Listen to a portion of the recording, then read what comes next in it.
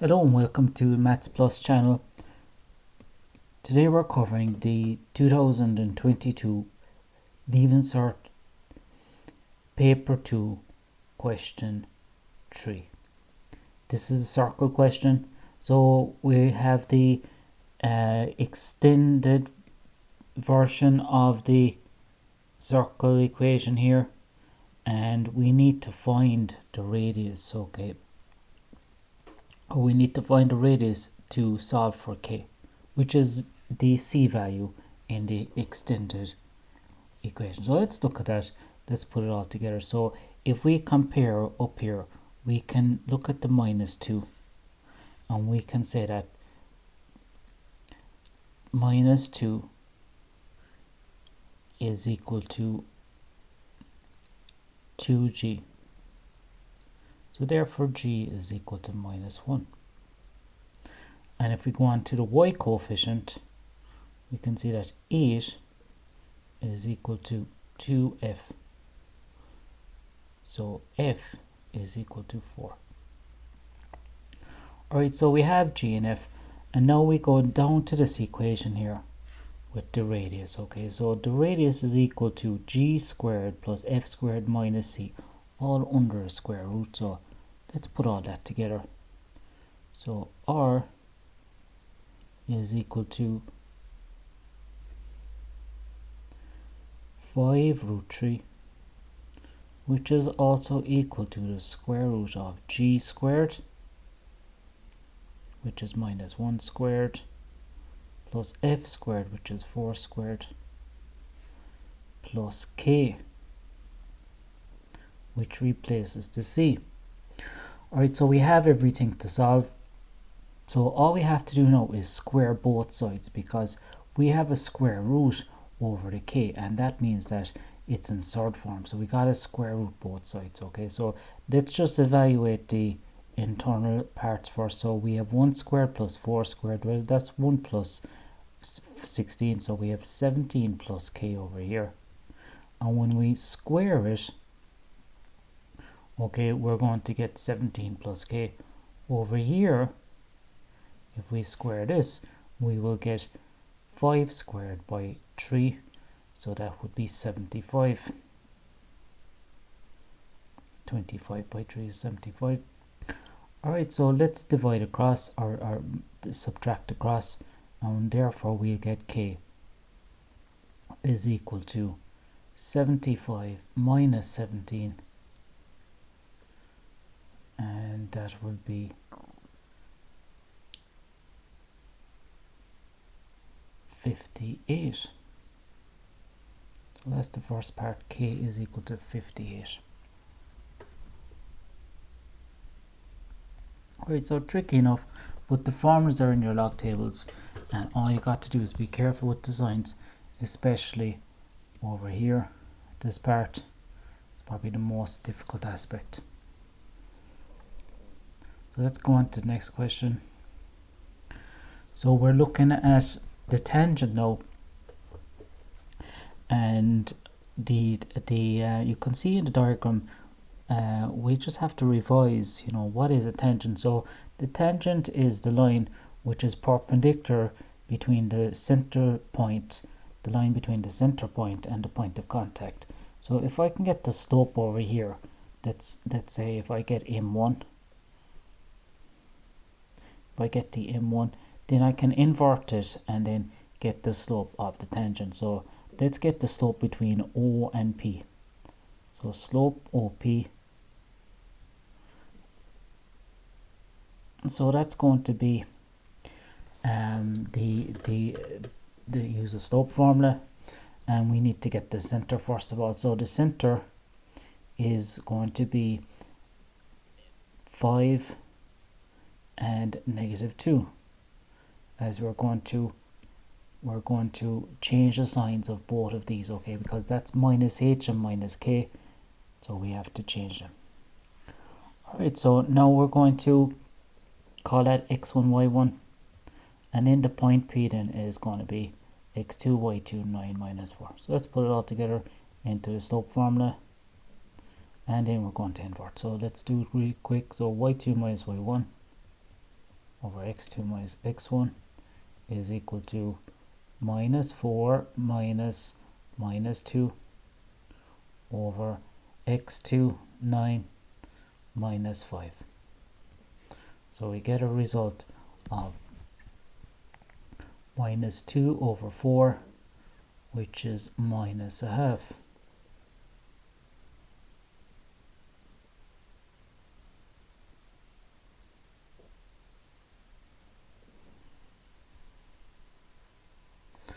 Okay, so that's fine, that's the slope. And be careful with the signs. So we call that M1. So M1 is perpendicular to the slope of the tangent, M tangent. So how do we make it perpendicular? Well, we've got to invert it as we M1 by M2 is equal to minus 1. So we've got to invert M1. So let's invert it. So minus a half is perpendicular to 2 over 1, and we change the sign. So M, the slope of the tangent, is 2. So take your time with the signs. Alright, so the difficult part of the question is part C, and we have to get the two equations of the circles, and we are given some information. Both circles are tangents to the x and y axes in the fourth quadrant, and we have a point which coincides on both circles. Okay, so that's all we have. So let's see how we can put together some equations to solve for that configuration. So the first of all, we'll have a look at the symmetry. So if we have a line which is going through the center points from the origin, okay, let's say if I sketch it here, we have a line going down here through the center points. Well, we could call that line y, or x is equal to minus y, as the line going up here would be x is equal to plus y. X is equal to plus y. Alright, so that means that if we have a coordinate down here, let's call it G and F. Okay, so let's say we have a coordinate here. So the y coordinate would be the same as the x coordinate, but they would have opposite signs. So we could say G and minus G there. Okay, so we could use that. Okay, the first of all, and the second thing is that we can also say that the radius would also be equal to the actual length of the coordinate, okay, from the axis. So r is equal to g. Okay, so if you can see that sketch, it would be like that. Alright, so let's apply all that into two equations and let's solve, because it's pretty straightforward once you look at the actual symmetry. So what we're going to say is G is equal to R, which is equal to minus F. Okay, so if G is equal to minus F, but remember G and F will be the same value, but they will be opposite signs. So or we could say F is equal to minus G. So the center will be G minus G. Alright, so let's do our equation in your log tables with the x minus h to be squared. So x minus, so the center would be G, so we'll just go x minus G all to be squared plus y minus G, or minus F, which is minus G, all to be squared. So if you get this right, then, and as you can see there, it's a tangent, so the x and y axis are tangent, so r squared is equal to g squared is equal to f squared. So we have all of that. So this is going to help us solve. So we have some information now to use. So we have the point, okay, can be inputted into that, okay, and it should work out. So we'll sub in x, so we have 1 minus g all to be squared plus, so for the y we put in minus 8, so we have minus 8 plus g all to be squared, because we have two negatives here, is equal to g squared. So let's multiply all this out. So I'm going to do this really quickly, just so that if you have difficulty following it, just pause the video and work it out, and you can see it works out perfectly. So we'll go with 1 minus g to be squared will be 1 minus 2g plus g squared, and minus 8 plus g all to be squared is going to be 64 minus 16g plus g squared, and on the right hand side we still have g squared. So let's look at all the numbers. So one of the g squares will cancel with one of the g squares over here, and we can start off and write a quadratic equation. So we get g squared plus 65,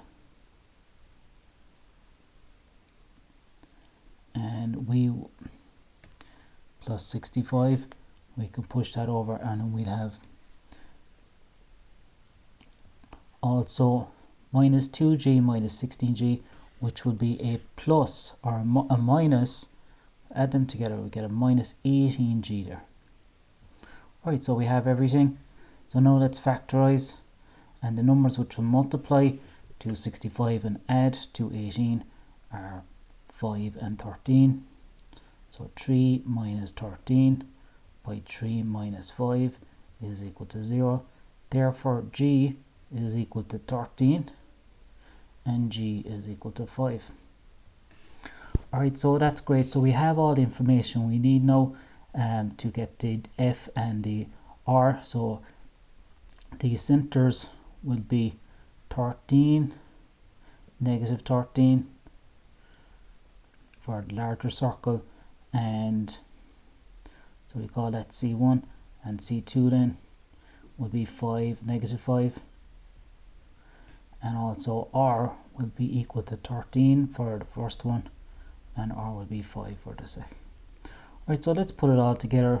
So for the smaller circle we will have x minus 5 to be squared plus y plus 5 to be squared. Change the signs of the center point is equal to 5 squared, which is 25. And on the other side we have x, you guessed it, minus 13 all to be squared plus y plus 13 all to be squared again is equal to 13 squared, which is 169. Alright, and that's it for the 2022 circle question. I hope you enjoyed that. So thank you for watching the channel, and keep an eye out for the upcoming questions on the 2022 paper.